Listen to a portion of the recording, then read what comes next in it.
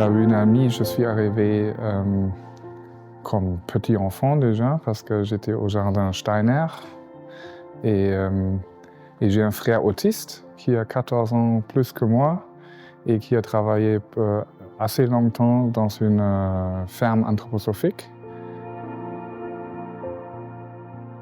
Les groupes de travail n'importe où, en Catalogne, en Argentine, en Chili, en Allemagne, c'est toujours des superbes sources d'inspiration, de discussion, des fois aussi de discussions assez fortes. Mais pour moi, c'est la base.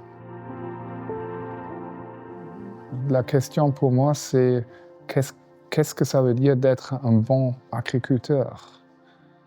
Et qu'est-ce que ça veut dire d'être un bon agriculteur dans un contexte économique? C'est important. Il faut que tout le monde survive économiquement. Mais qu'est-ce que ça veut dire d'être un bon agriculteur dans un contexte agronomique? Ça change des choses. Et je crois aujourd'hui, on oublie souvent le contexte agronomique. Et ce que j'ai vu chez Cremona, dans l'évolution du contexte agronomique, beauté, atmosphère, etc., ça m'a touché beaucoup.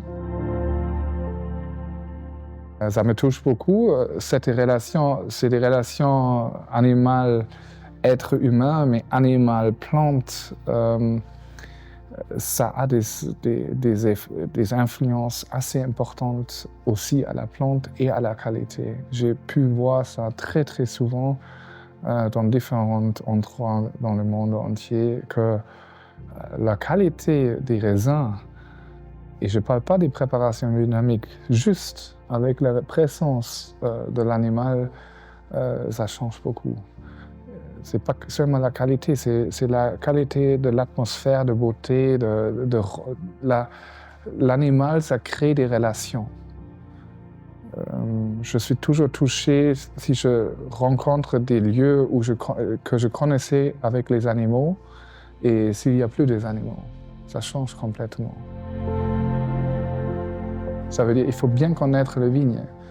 Mais moi, j'en ai vu beaucoup de comparaisons. Et les vignes en biodynamie, on a tendance de garder plus longtemps cet aspect de présence, d'être croquant, etc. Si je vendange des raisins comme ça, en état croquant, même si j'ai des pH hauts et des acidités basses, ça me donne encore des mots assez vivants. Si je vendange des raisins qui sont pas aussi vivant. Analytiquement, les deux mous, c'est exactement la même chose. En bouche, je crois que tout le monde peut le comprendre, c'est une grande différence. On peut trouver ça aussi dans les vins conventionnels, mais cette qualité-là, on trouve beaucoup plus et on peut, dans le contexte biodynamique, surtout si on fait une comparaison sur la même vigne entre les deux.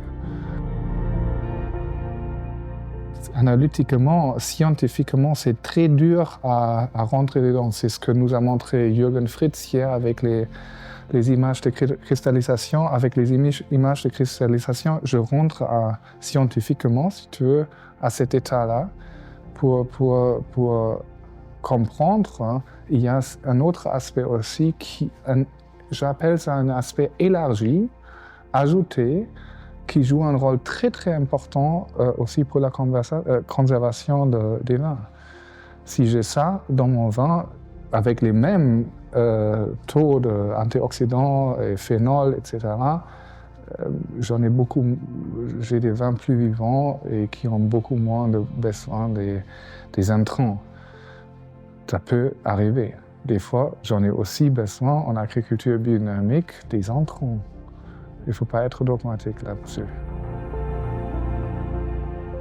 Si on reste enfermé dans notre concept, disons, matérialiste ou universitaire, et là, on a beaucoup des choses qui sont très importantes, mais en addition, on a en agriculture biodynamique, je ne dis pas qu'on est mieux, mais on peut les utiliser, on est libre de le faire, et si on les utilise, on peut des fois, pas toujours, mais des fois voir des miracles arriver.